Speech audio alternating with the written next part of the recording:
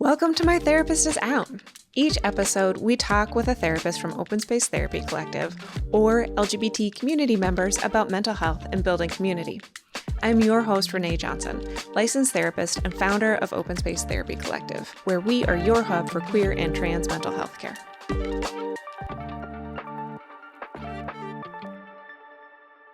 As we dive into today's topic, please keep in mind that this is a mental health podcast. We will talk about sensitive and difficult issues that are not appropriate for all audiences.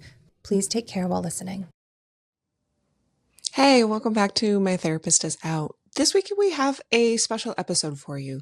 So in January, the end of January, Open Space Therapy Collective, in partnership with the LA Queer Events Coalition, put together a queer community town hall.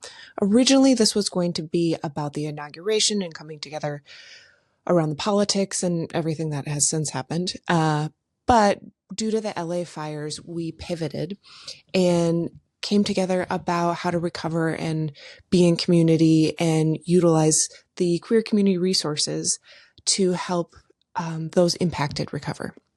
So during this event, it was so much fun. We'll have another one at the end of April, focused on politics. But this one was so fun. We had performers from Empowerment Heals and Secret Circus. We had the Trans Chorus of LA, which was incredible. I don't think there was a dry eye in the house. It ended with yoga from With Love Projects, which was really peaceful and fulfilling. And so during this time, we had a panel discussion, and there was myself, activists and educators to talk about the fires and ways to recover. So HRC Los Angeles was there, and insurance and tax specialists were there about disaster assessment and recovery and how to navigate those systems. The Unique Women's Coalition was there. We had an architect who specializes in rebuilding and fire safety. We had a crisis case manager, and the conversation was really great and really interesting. So we wanted to share that with you.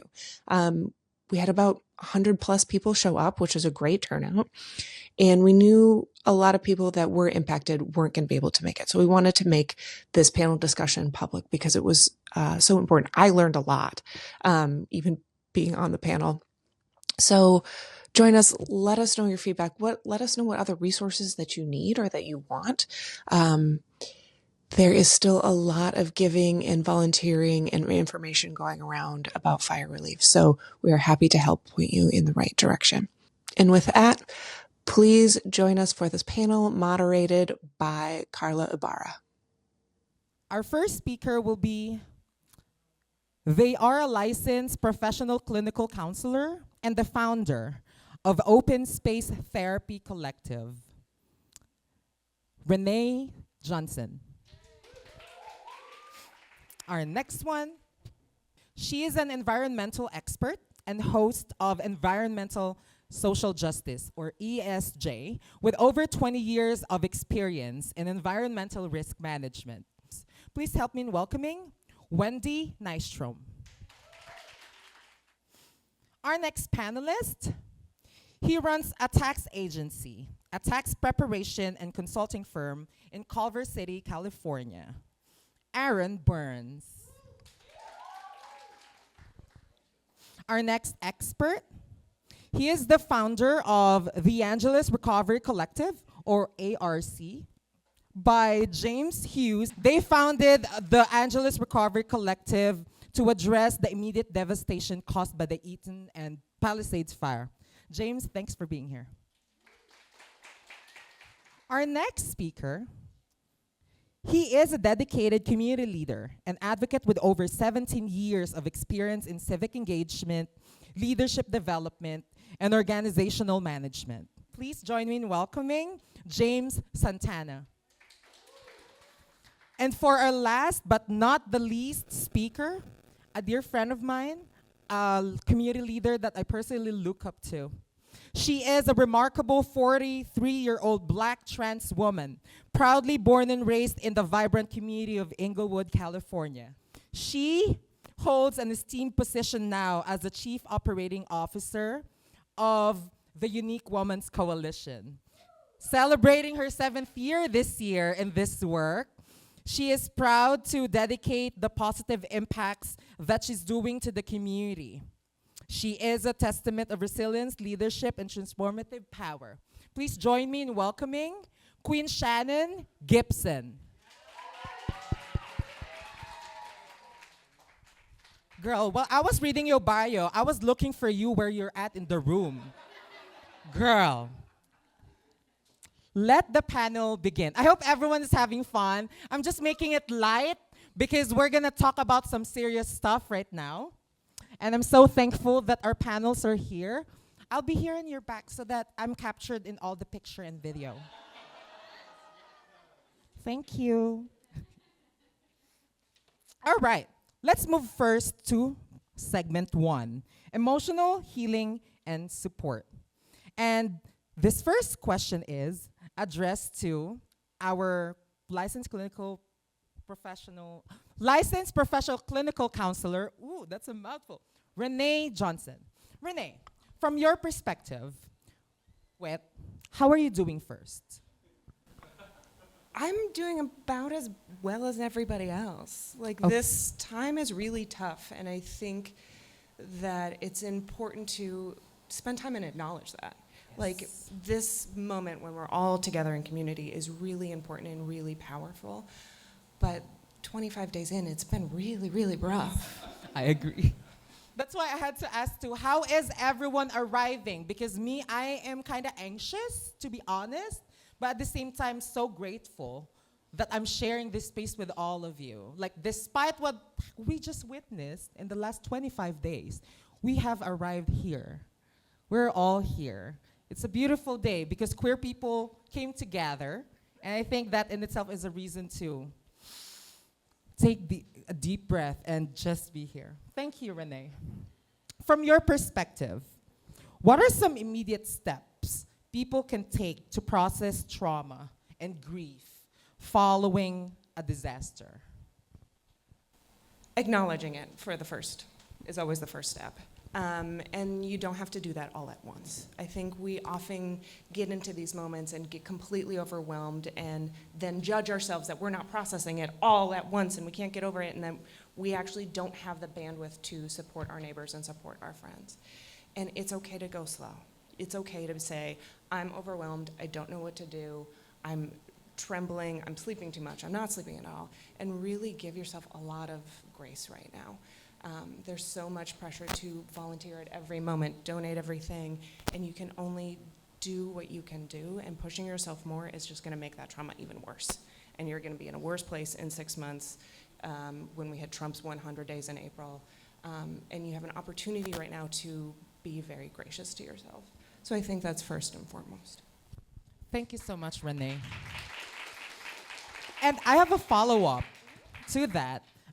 Giving ourselves grace, that's number one. That's very important, especially right now, to be reminded of that.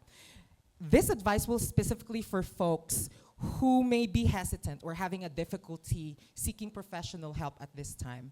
What would you tell them if they're feeling overwhelmed or they feel isolated or maybe intentionally isolated and hesitant to reach out for support, even when they're available?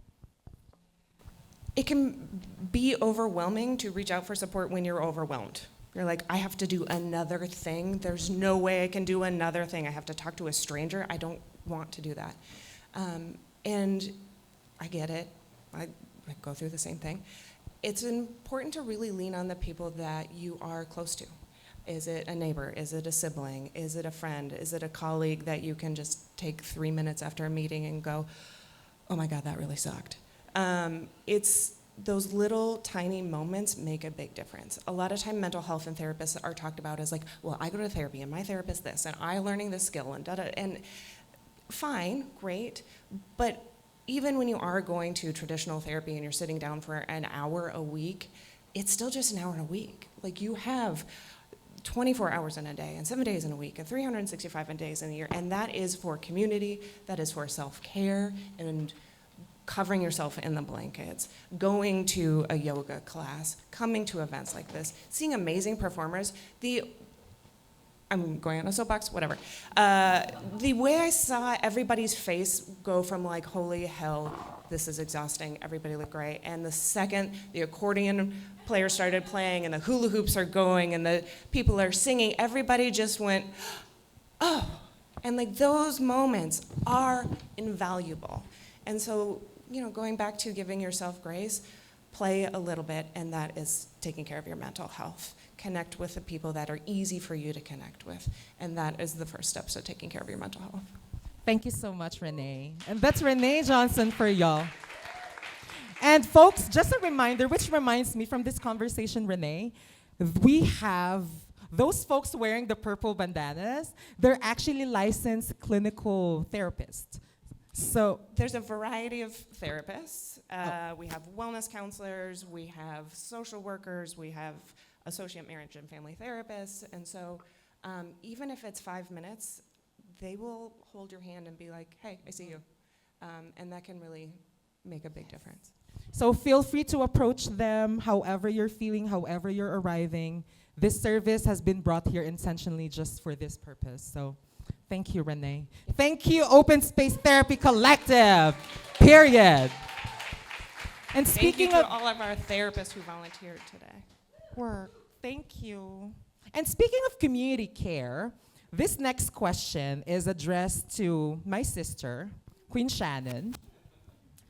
Hey, Queen Shannon. Hey, Carla. Ooh, girl, I'm so happy to see you. How can the community, sis, how can the community come together to provide practical community support to each other, individuals, or maybe groups, especially in particularly difficult time like these, the ones that we're experiencing from the fire or maybe from what we're witnessing with the mess in the national political arena? We call her a mess, So what can you share with us in terms of community care? So I'm going to say related to community care, I believe that it is important for us to understand that we are all we have within each other. It is important to instill those bonds, to be able to go to one another for support whenever we need support outside of community organizing. Sometimes people just need those simple phone calls or just those moments of elevation or moments of pouring into them. So I just encourage everyone to not be selfish and take a little time out to share with someone else, because we don't know the state that each individual is in this point in time. So it's just important to not overlook, to be patient, and to also understand. Thank you. Thank you, Queen. I have a follow-up question. And this next question will be particularly personal to both of us and to a lot of the trans and queer people in this space. Sis, as a Black trans woman, a woman of color, we've navigated the world quite differently and much more difficult compared to other folks. Right now, we're also seen as a source of hope for so many people, like the life that we are embodying. What would you say to our community, particularly trans and queer folks, who especially are impacted by the wildfires? What would you tell them, to get by? What's a reminder that you would want to share with community members who may be listening to us? If I could give some advice to a community member that has been affected by the fire, I would tell them to just take a step back, center themselves, and just take one step at a time. As, what's your name again? I'm sorry. As Renae stated, it's pretty much all about processing the situation. Once you process it, then you're able to go forth. But just take one step at a time. You cannot do it alone. This is why community is here. We are resilient. When they don't give us space, we create our own spaces. So to that, I will say, you feel alone, this is a whole community created for you to feel welcome and visible. Thank you so much. And that's Queen Shannon Gibson for y'all. And feel free to approach her later during the day. so she can share what Unique Women's Coalition are doing to support the community. Thank you, sis. Now we're moving into the next segment number 2.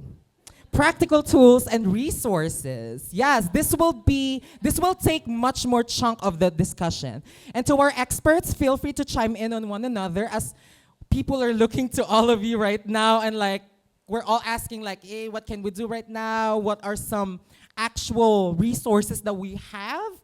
And so this segment, we will have Wendy, we will have Aaron, we will have Brittany and James. Which, by the way, I am thinking we have another panelist who's not here in front. Brittany. Brittany Bennett. Thank you. So Brittany, we're live. Yes, thank you so much, Chanel. So we just didn't have their bio, so it wasn't printed here. But y'all, welcome in Brittany Bennett.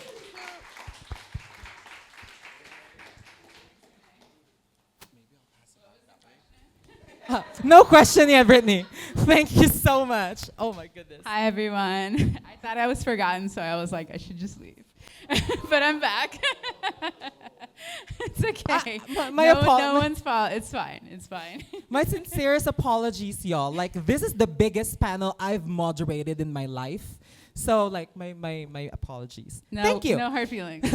So, again, Brittany, we are in segment number 2 for practical tools and resources. Again, like the goal of this particular panel for this segment will be to provide practical guidance from financial recovery to housing to legal rights. So my first question will be directed to Wendy. Wendy, can you walk us through the first steps individuals should take when dealing with insurance claims for wildfire-related damages? Sure. I think the first thing that people should know is any insurance claim, file the second you know you have a loss. Even if you think, am I covered, am I not covered, is this really a loss, is it above my deductible?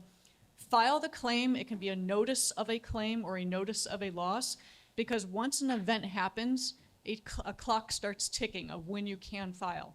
So just get that paperwork in there, get the paperwork filed, and then when you get your claim determination in, which usually takes about 2 weeks from your claims adjuster, there might be a denial, there might be a partial denial. It doesn't mean you're completely out of the game. It just means they might be missing information. The FEMA folks outside were talking about that, so if you get something that says big, all block letters, denied, it just means they're missing information. Refile, there's always a way to do it online. It's much easier than it used to be.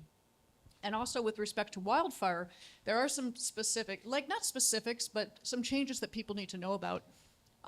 You do get wildfire insurance, which is your property insurance that has wildfire coverage or fire damage coverage.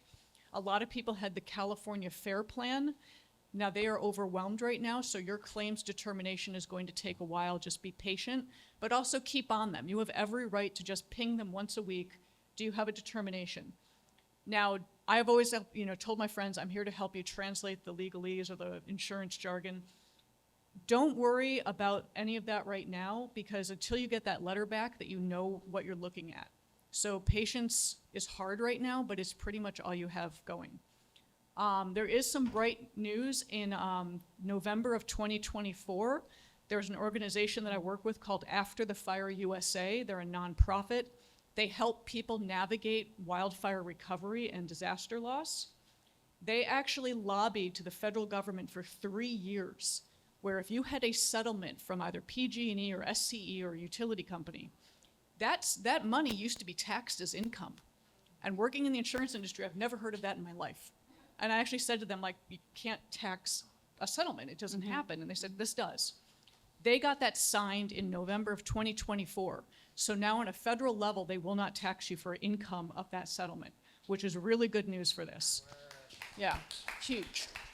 So, I probably went overboard on your answer, but I really wanted to get that information out there. Thank you so much, Wendy. I have a follow-up question, actually. Since you mentioned about, because navigating insurance, whether it's home insurance or health insurance or whatever kind of insurance, it's so complex and there's so many layers that go behind it.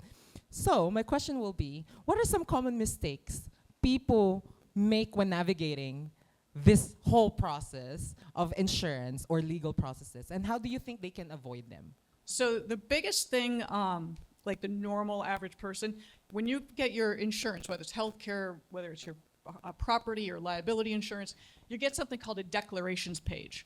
It's usually 1 or 2 pages. It's your name, address, phone number, your limits of coverage, whether you have a deductible or not, the property that's insured. Ask for the whole policy.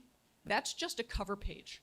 The entire policy is, what is our legal contract between you and I? I gave you money.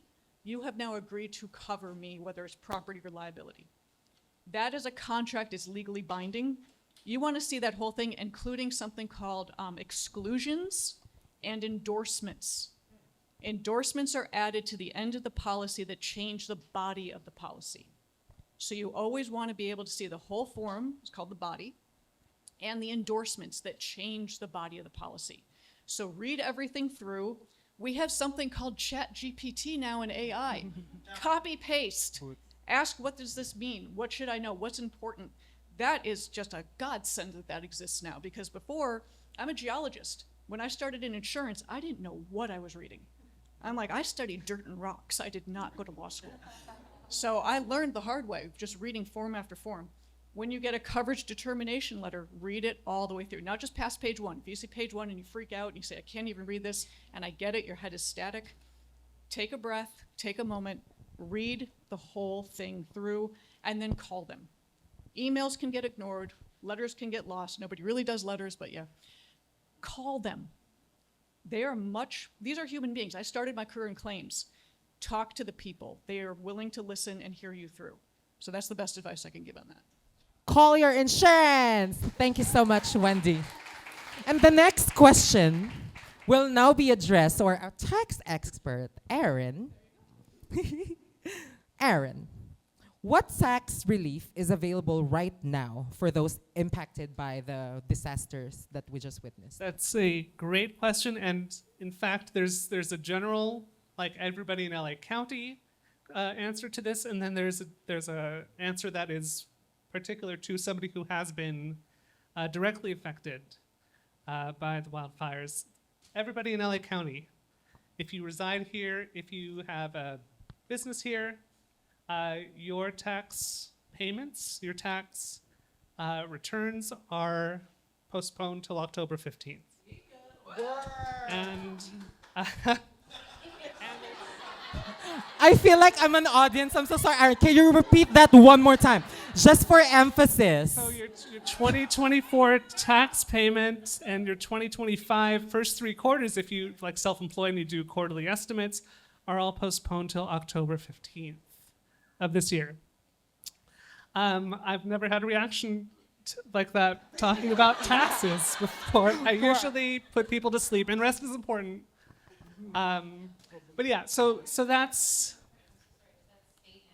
It is state and federal. That's a great question. State and federal. If you feel like you're going to owe and you need more time, you've got that time.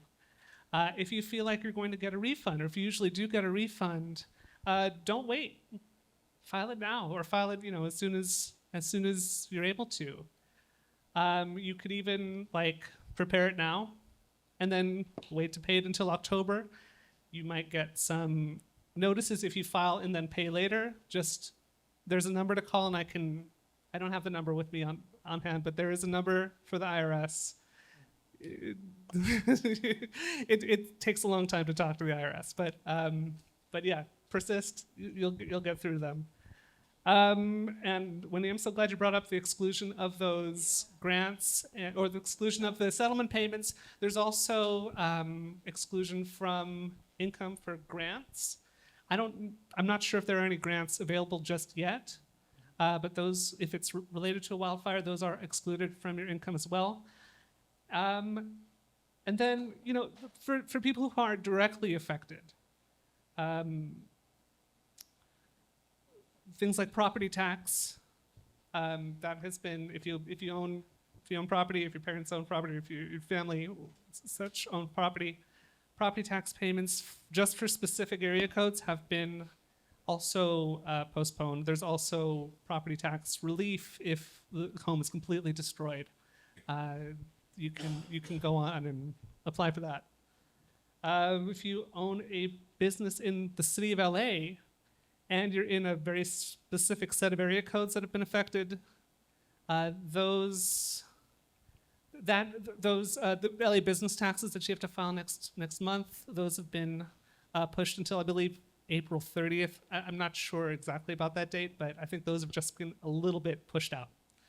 There is one thing too, and this is the question I get a lot in my firm. I got money through GoFundMe, I got money through Venmo, Zelle. Is that taxable? And the answer is no. It is not taxable if it's direct support or if a friend gives you some money.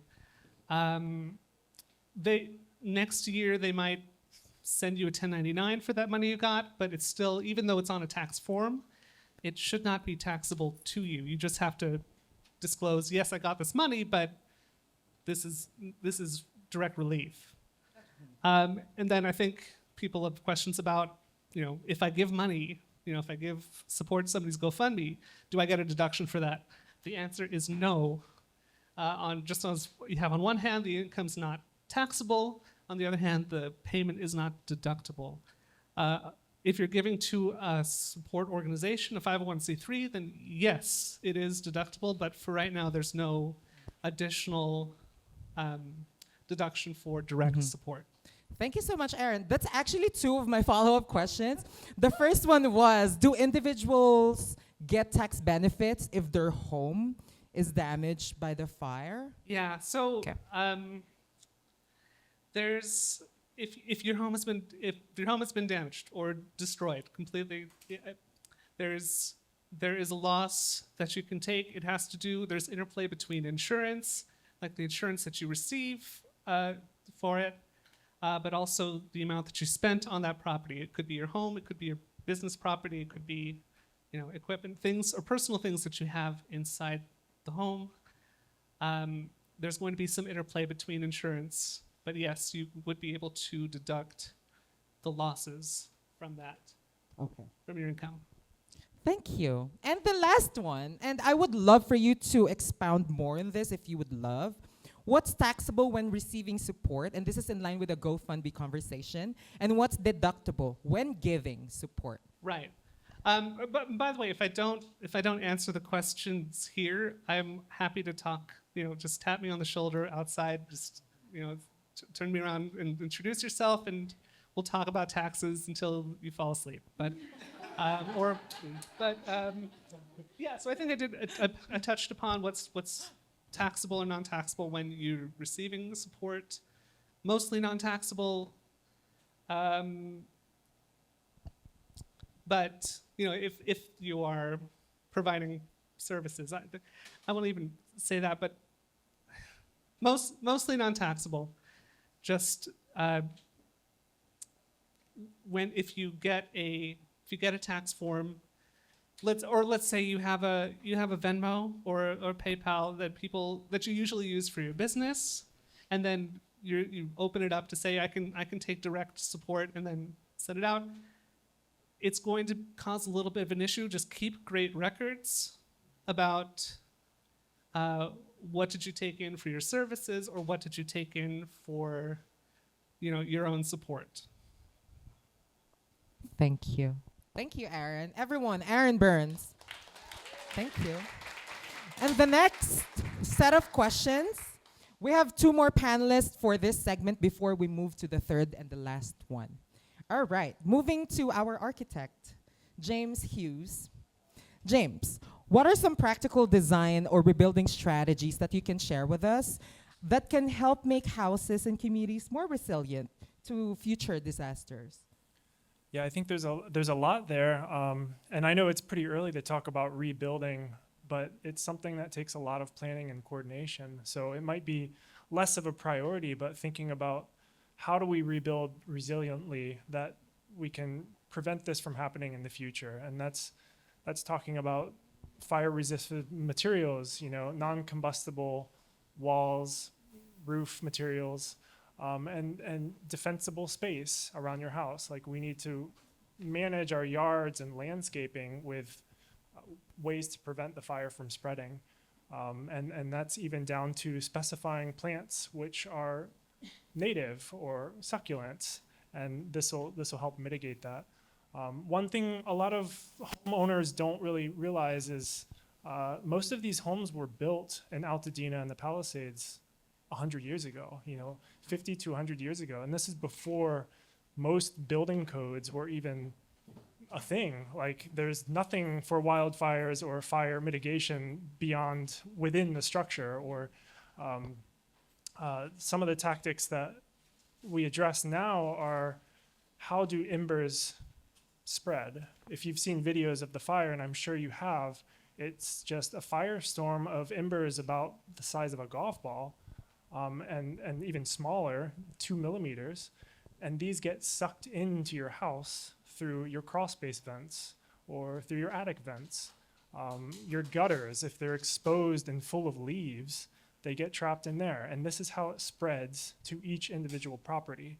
And there are codes out there that don't apply to large areas of Altadena or the Palisades, because it is just a strict red line boundary of a fire zone, and they're just right on it. So I think there's some ways that we can address building codes to be above the standard or above the minimum. So when homeowners are ready to rebuild, don't listen to your contractor saying, this is cheaper, don't do this. Like, adding these vents is gonna cost too much. So think of it as like a mitigation way to prevent your home from catching on fire. So I think those are some things to start with. Mm-hmm. Thank you, James. And the follow-up question would be, are there any resources or programs that you know of available to assist with homeowners in designing or building disaster-resilient housing? So within the past couple of weeks, I have seen so many groups form, and David and I, we started ARC, Angeli's Recovery Collective. So I think that's a good starting point. Feel free to reach out to us. And we have a network of hundreds and even thousands of different architects, engineers, professionals, builders, who can help guide you pro bono or free consultation to the answers in the rebuilding process. We've got a number of initiatives looking at building materials, furniture, and then pro bono designs. So, I mean, I will personally help redesign your home when you're ready to rebuild. So that's one good network to start. The AIA is good. They are a much larger organization, so it can be slower or it can be a little more intimidating. And then obviously, like Cal OES and FEMA, we have representatives here. They are the people to start with. I mean, this is the immediate crisis that you need to go there first. So those are some good starting points. Thank you so much. I want to piggyback off of what Renae had said first. I think it's important for people to recognize they need to give themselves space. Look at yourself like a river. Whatever comes, just let it flow. Even then that might seem erratic, just let it flow. That's something that an ancestor of mine had told me, and I tell everybody as much as I can, no matter what situation comes, even if it doesn't make sense, let your emotions and thoughts flow, and no judgment, like a river. I think it's really important to just give yourself space for that first and foremost. And then the next step, would be rebuilding, right? Reaching out to community, our resources, our people, saying who knows what, who can do what do you know, what do you know, what do you know? How can we all come together to help each other, right? Asking those questions, because you just never know who your neighbor might have access to, right? So I think just acknowledging that you don't know what to do sometimes is the first step, right? Reaching out to someone you care about who knows, has your best interest in heart, saying, hey, I don't know, I'm frozen right now. What do you think I can do? Creating a list, discussing what your needs are, creating short-term goals, creating long-term goals. And even if you don't know 100% what that looks like, I think just acknowledging your community first and foremost. Where is a safe space that can just even exist is a really important thing, because right now a lot of people don't have space or have a place where they can rest or just exist. I think that first and foremost is a really important place for people to acknowledge and just give themselves that space when we create our own space, if it's not there for us, right? So we can be there for each other. I know asking for help might be really difficult for a lot of people. It feels unnatural, right? But again, going back to our ancestors, in community, that's where the answer is. In community, you will always have the answer for that. Even if you don't know what that looks like, the community does. There's always going to be someone who is more than happy to step up and be there for you. Even if they're a complete stranger. I've seen so many people just step up and say, how can I help you? Do you want some water? I just spoke to Debbie from Open Space. She's like, I have a headache. I'm like, did you eat? Did you drink water? And we just met face to face today. Just being there for people, just even like in a small space like that, means the world to people who are being traumatized. We're being actively traumatized being in this. And it's important to recognize that and just give that space. And again, let things flow like a river as they come with no judgment. I'd like to give everyone just like a background of like who I am and what I do, since that was skipped. Again, I do not take that personally. So hi everyone, my name is Brittany Bennett. I am an Indigenous queer woman. I belong to 4 different tribes. I'm a direct Mexica descendant. That means most people colloquially know us as Aztec. But my ancestors, we identified as Mexica. That's where the country Mexico, the name came from. I also belong to the Yaqui tribe. That is a tribe that is bordering between Mexico and California, also Arizona and Mexico, Southwest area. I also am Mayan descendant as well, and Apache, so a lot of things in there, right? Yeah, so, my work is with people, first and foremost. My grandparents were huge activists in the civil rights movement. They worked personally with Cesar Chavez. They helped people learn English. They helped organize people, help them teach their rights, help them file for immigration papers. My grandparents were the first probably Mexican-American, Latin American lawyers, first generation here. My grandfather got his law degree from Loyola Marymount University in the 60s, which was a big feat for a dark-skinned person who knew little English, did not have a cent to his name when he came here when he was 12 years old. And, I learned a lot of wisdom from them about people and just showing up. So when I saw that, I knew I wanted to be a part of that in my own lifetime. And so what I do is I work in homeless services and frontline services. I've been doing it for about 8+ years now. That's been my calling. So I love helping people with whatever that looks like, right? You need housing, let's find you housing. You need food, let's find you food. Working on long-term and short-term goals, right? A lot of people don't understand sometimes, and that's okay, what's available to them. But again, in community, asking questions like, what do you know? What do you have? What do you got? Who do you know? Just asking, talking to strangers in community in these spaces like this, you just never know who has access to what, right?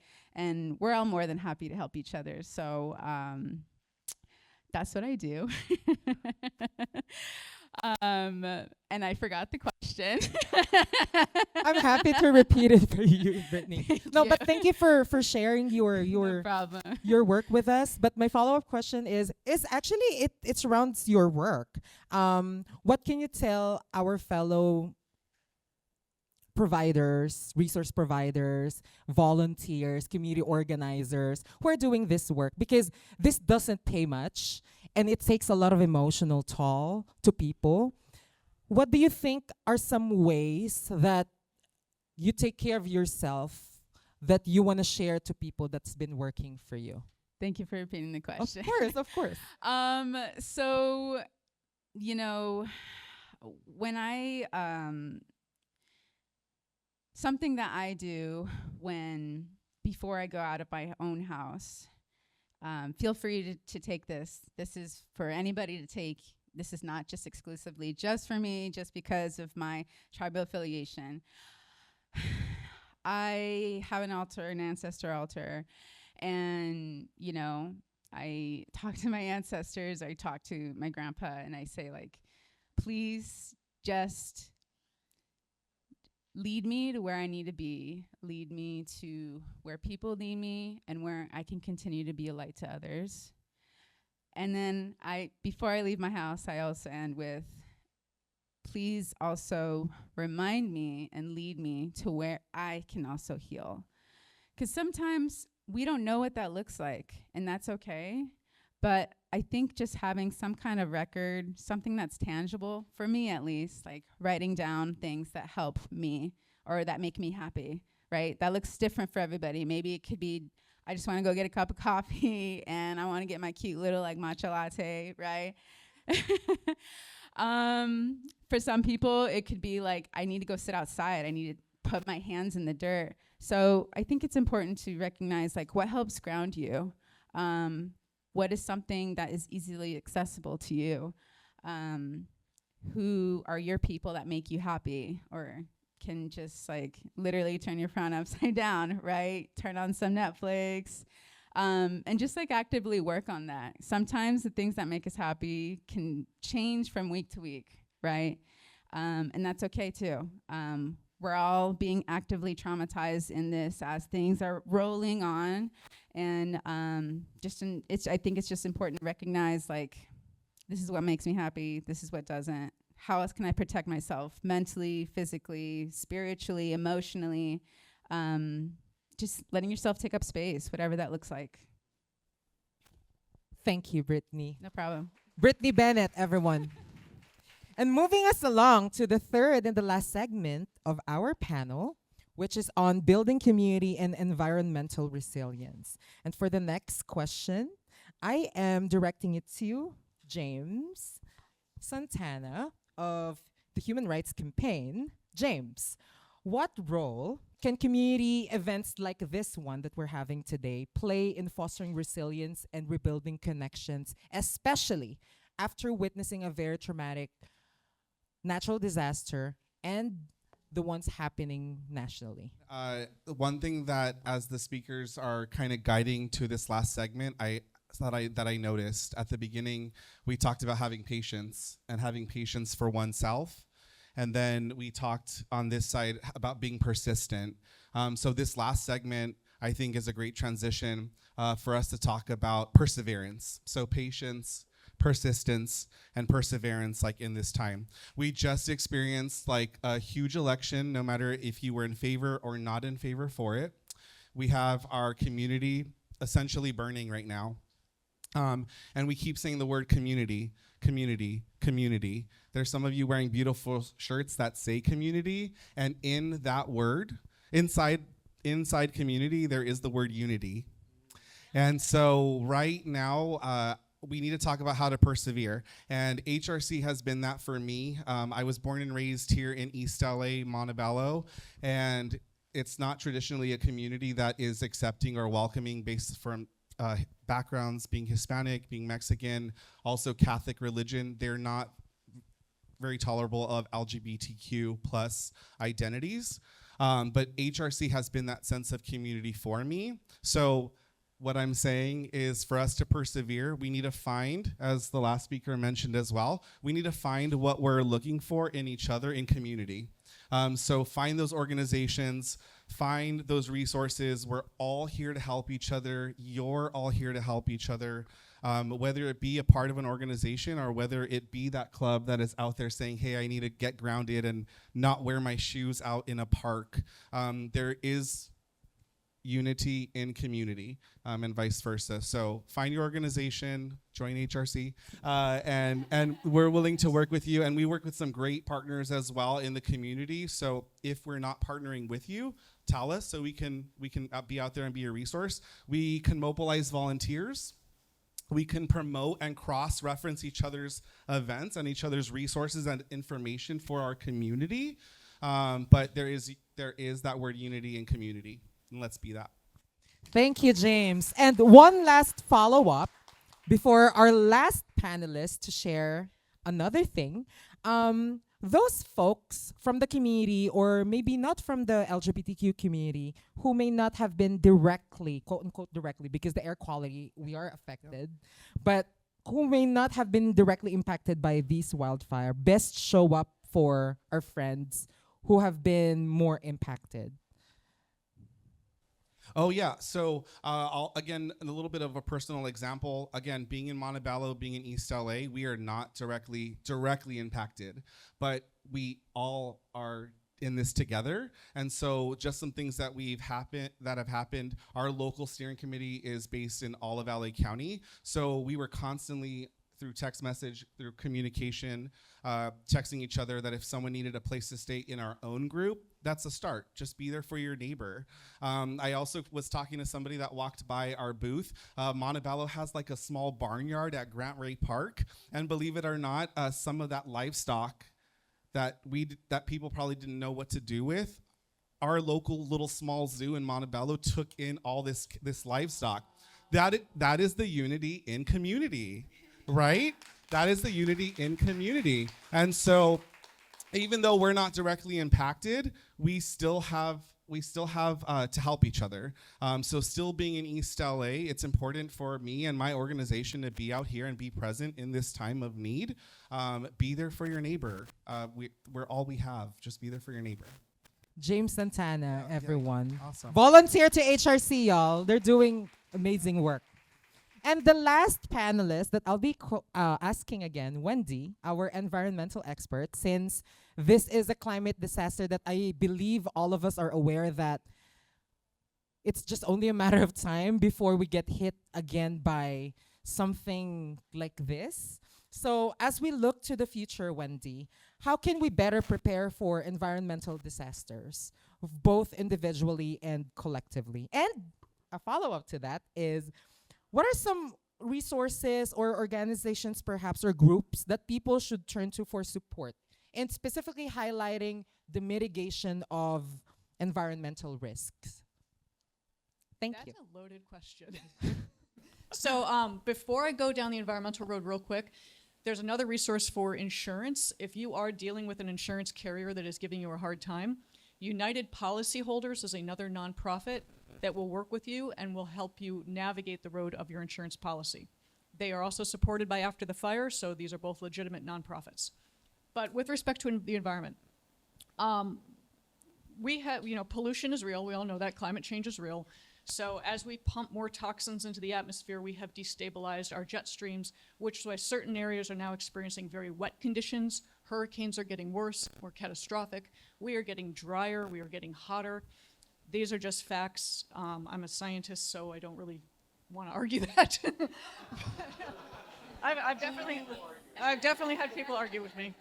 But the reality is, in order to mitigate it, I would love it if we stopped burning oil. We're not going to get rid of it. We use plastics all the time. Pollution's going to happen. If we just stopped burning oil, that would be huge. And we have the ability to do it. We have the knowledge to do it. We have the research to do it. We just need to actually make these personal choices in our everyday lives, regardless of the administration we are currently with. We can still make our choices. So that being said, the mitigation factor, when you were talking about defensive space around your homes, also when people rebuild, United States Green Building Council is a fabulous resource that can help you figure out what kind of materials to build with that are sustainable and resistant to things like fire, and also how to position your home to benefit from the sun rising to the sun setting of what makes sense for heating and cooling. These are kind of techniques we lost from the indigenous people. They knew how to position homes to maximize light. We just need to relearn things that we've forgotten. Other mitigation strategies are, every single firefighter I have spoken to likes prescribed burn. That is where you have an expert. Indigenous people started it, we forgot. But Work. We forgot. But you have experts that know how to burn that underbrush so it will not catch on to a giant wildfire. These are techniques that we need to go back to. It's a slow process, and we are going to face a lot of challenges in the future, but what we do when we rebuild, Green Building Council, again, great resource. For insurance, I forget what the acronym stands for, but it's IBHS.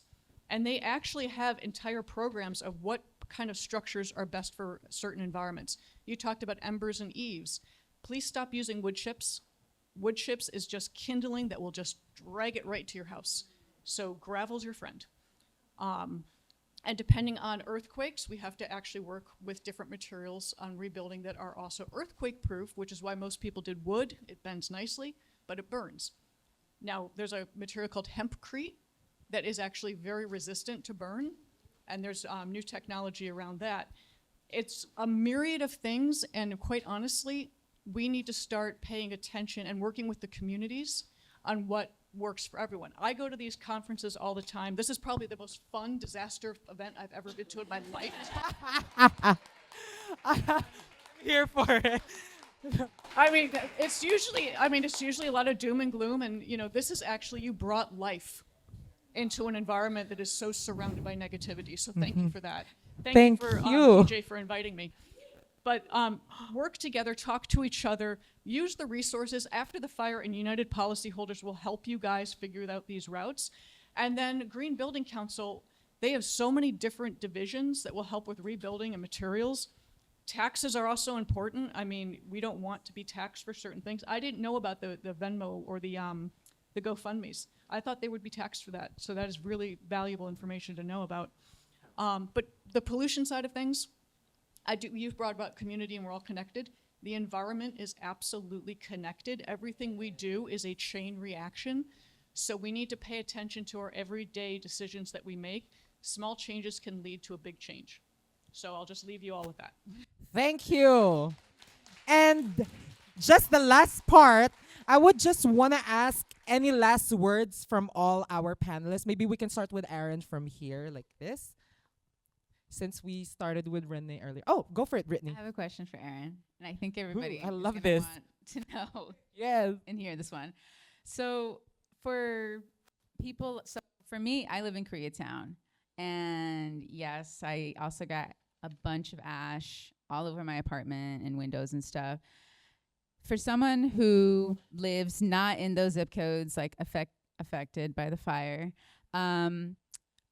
is there any way, like if I have renter's insurance, can I make like a claim or be tax exempt for the damage, like from the ash or whatever, anything like that? That you know of. I know that's like really specific, but It's a great question.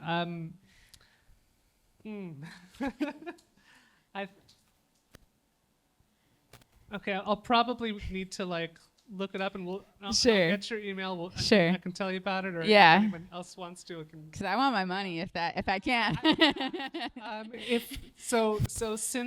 Since it's an insurance payment for. I'm going to hesitate to say that it's not going to be additional income to you because it's a reimbursement for a loss. Exactly. Thank you. So, I think you're safe. Okay. Man. Ask the insurance. Wendy can talk about it. Make the claim. Yeah, always make the claim. You missed that first part. Make the claim. Even if you don't think you have a loss, even if you think it's not going to be covered or what your deductible is, file a notice of claim or a notice of intent, whatever you want to call it. But one thing you're going to be hit up on is pollution. Every single policy is something called a pollution exclusion. Came around in the 80s. So that's why I always tell people, read your endorsements, read your exclusions. Now, this was wildfire related. So you might be able to say it's not pollution, this is ash. So even though people like to say there's toxins in the ash, it's ash. Mm-hmm. Get rid of don't use the word pollution, don't use the word toxins, just say ash. And words are important. And just focus on that. I also said, run your policy through ChatGPT and say, what should I know, what's important, what's excluded. That'll simplify a lot of that legalese. But with respect to ash, it is damage to property. Keyword damage to your property, and file it and read what the claim says. The claims adjuster is going to send you a letter. Read it all the way through. Page 1 might look scary. Read all the way through and then assess what you can do. If you feel that you still have a right to file a claim, call United Policyholders. That's what they do. They're a nonprofit, and they do great. I met the woman like 6 years ago. She's fantastic. Thank you. Work fabulous. Thank you all. Well, I guess this is the time actually that I open the space for Q&A, since we've heard from our experts panel, except that if you have any one last words for community before we open the space. What do you all think?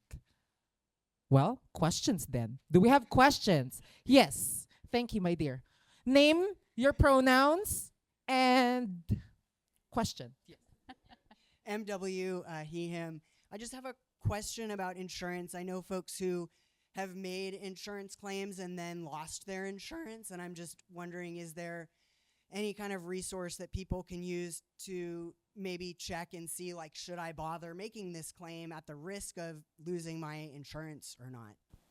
That's a tough one. So it is true, insurance industries have been pulling out of California because the risk is too high. And I have to tell, insurance companies are for profit. They need to make money. So make their claim, talk to your insurance adjuster or your broker. Like if you just have like a property insurance policy, you have your broker you talk to. And I had a loss last summer of water damage, and she's like, don't file, don't do it. And I'm like, really? She said, how much damage it is? I said, it's gonna be about $1,000. And she said, don't do it. They might drop you just for that stupid claim. And I didn't, and it turned out to only be a $200 loss, so it was not a big deal at all. It was a paint job. But you have to be cognizant of putting in so many claims. Like, this is legitimate. This is fire damage. These are real claims. But I had a friend many years ago.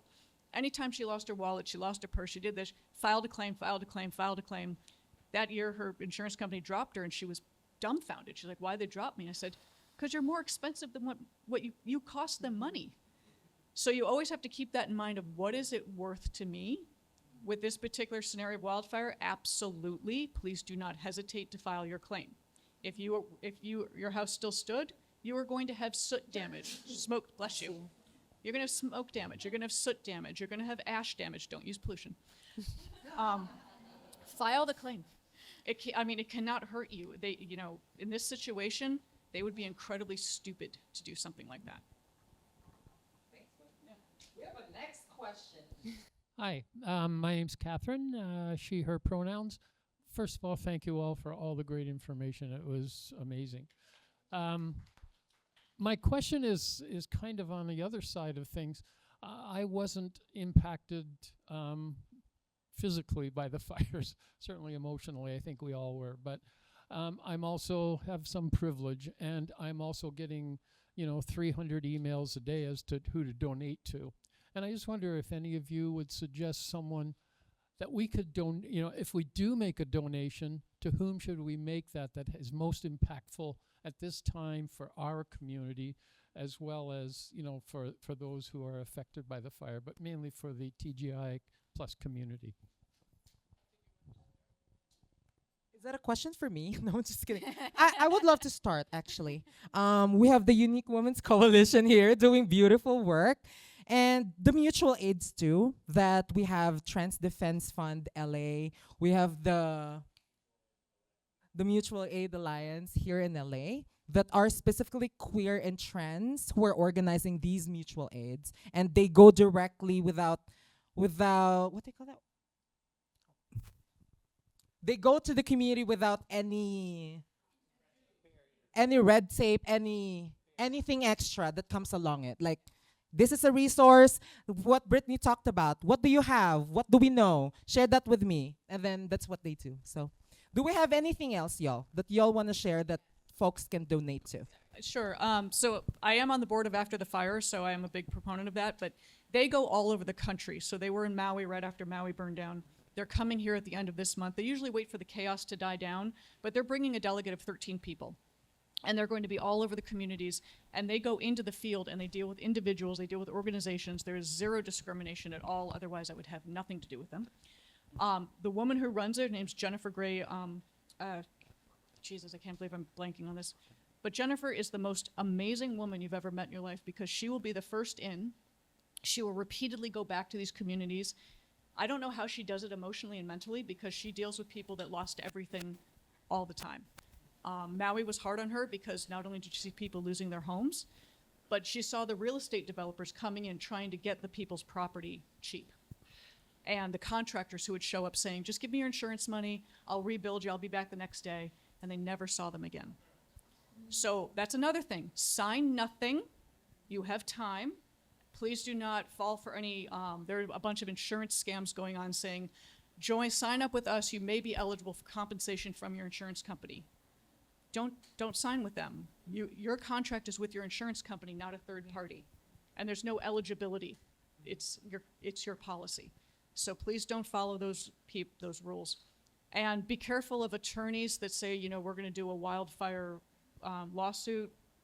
There are very good ones, and there are very bad ones. So do your research for that. So again, after the fire does a lot of help with navigating through that disaster recovery. I'm just going to jump in real quick, too. I know you asked about money specifically, a financial contribution. I was going to say on that small segment, too, at the end, that when I was mentioning a community, like if you don't have the money, you may have the time or the energy. So any time, energy, or money that you're able to also give back, it's a contribution and it's in kind, right? That coming from you. So think about those organizations. Think about who you're partnering with. Any time, energy, or money is great.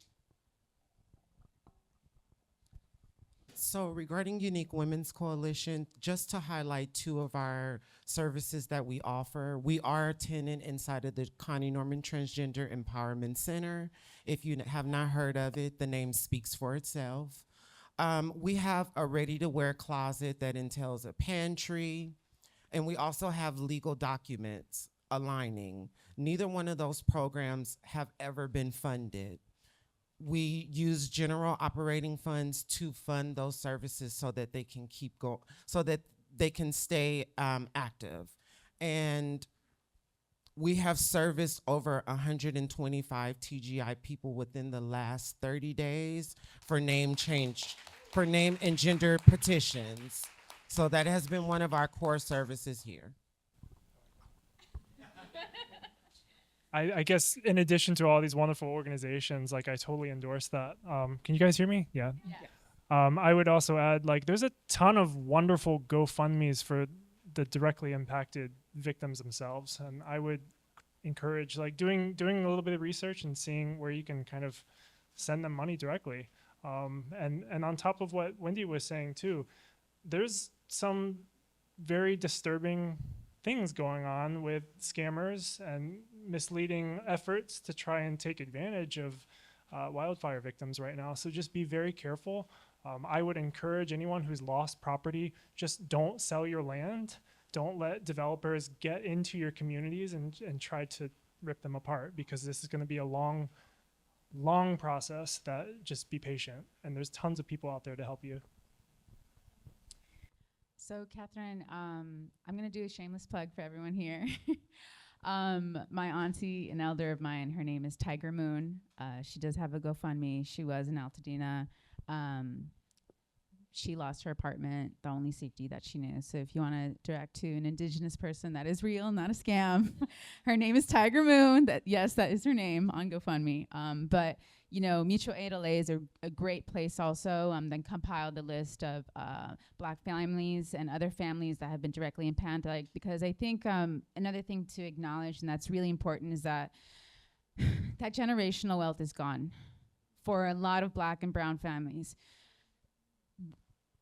I was one of the first people that I knew in my friend group that wasn't in LA to talk about that. And they're like, what do you mean? I know people, I'm sorry, I'm trying not to cry. My friend, Anastasia Knight, she's one of the Black families in Altadena. And, you know, these people are never gonna have this opportunity to build this generational wealth again. That was such a huge thing to own a home for these people. And if you've never lost a home, it's like really hard to, share in that grief. I know what that's like. And so, that list is great because these people really, they need all the help that they can get in any way that you can show up. Even asking, just being present. Another great organization is CHURLA, the Coalition for Humane Immigrant Rights of Los Angeles. They do great work There's a lot of people who are undocumented and are immigrants. You know, my people, we've lost a lot of jobs. That was our income. You know, a lot of older people lived over there. So we tended those people, whether that be maids, gardeners, in-home care services, so many laborious work, right, that we showed up and overnight all of our income was gone. So they're doing a lot of great work providing food, housing for these people, just showing up in whatever way that they can to fill in those needs, because a lot of people from my community are also being ignored. They lost their livelihood overnight, and now we're being targeted by ICE too. So, you know, those are some great places to donate to and direct to if anybody can, or just share with everybody and say, hey, you know, you never know who sees your socials, right? So even just sharing that information with other people, such as yourself, Catherine, who are asking, it means the world to us. So thank you for asking. I'm just gonna second everything you said. That's it. When talking about donations, right now everyone's getting flooded with monetary donations and clothing and items and tangible items. Recovery will take anywhere from 2 to 8 years. So one of the things I like to stress is in about 6 to 8 months, most people it's gonna fade from your memory. So just keep in mind and keep reminding people 12 months from now, 18 months from now, 36 months from now, people will still need donations.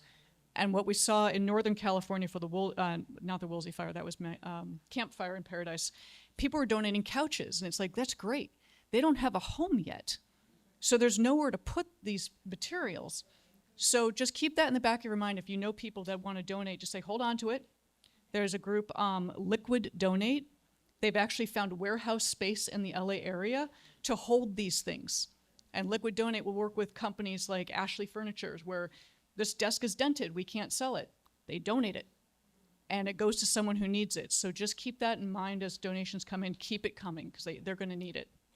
So thank you. Hello, so happy to be with you guys. Thank you. My heart's open to everybody here, and I'm happy to be with you. I have more of a comment. PJ was kind enough to let me speak.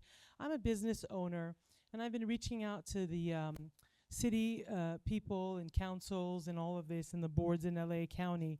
I was happy to, I was able to work with the county to buy some clothes for kids this week, and I'm very concerned, I think like most of you guys, about gentrification and loss of generational wealth.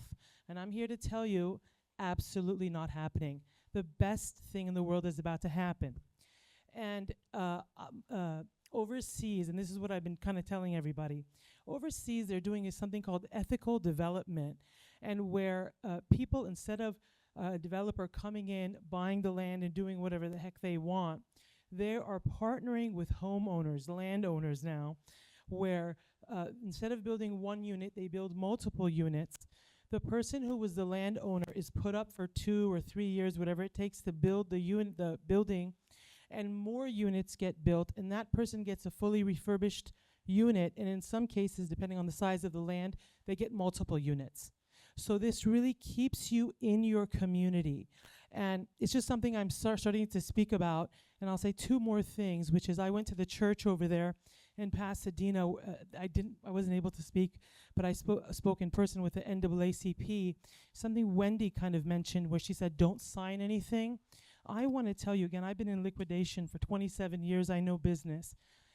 And you all are in, the ones who were really affected by the fire, you're in the best position in the world. You are the largest developer in the world right now.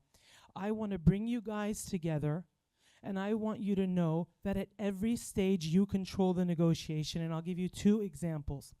The other night, the NAACP was bringing forth a lawyer for them all to sign to sue Edison. Excuse me.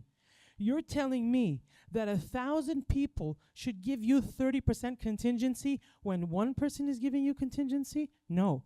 We're going to hire the lawyer, pay him hourly, and bring the money back to the community. And what I want to leave you with is this. Maybe I forgot my other example. I got too excited. But what I want to leave you is my game. I'm a student of Landmark Education, and we play games in the communication section, which is the game that I'm playing for Altadena is called Wakanda Now. and we will build a city that the world will marvel at. Trust me. The thing that is now a tragedy for you is going to be the biggest blessing in 2-3 years. So God bless. I'm going to connect with whoever can help us get the word out, and God bless you guys.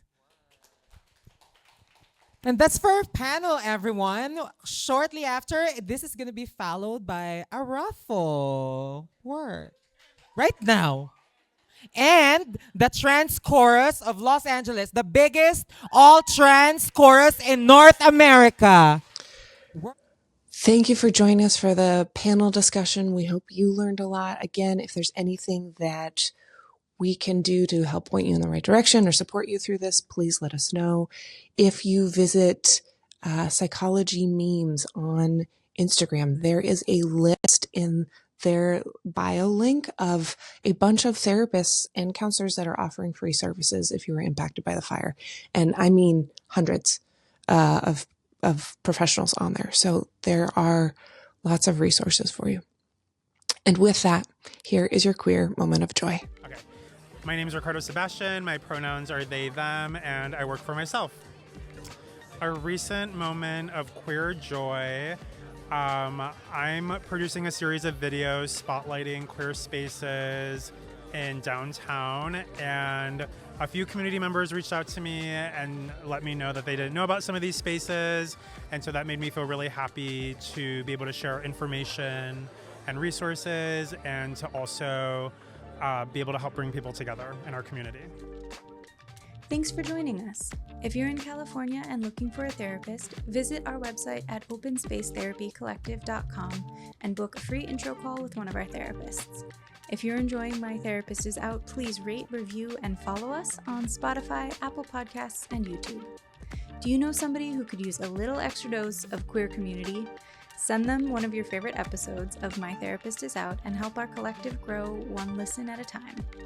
My Therapist Is Out is an open space therapy collective podcast, and our podcast editing is done by Rachel Peltzer and Smash and Grab Studio.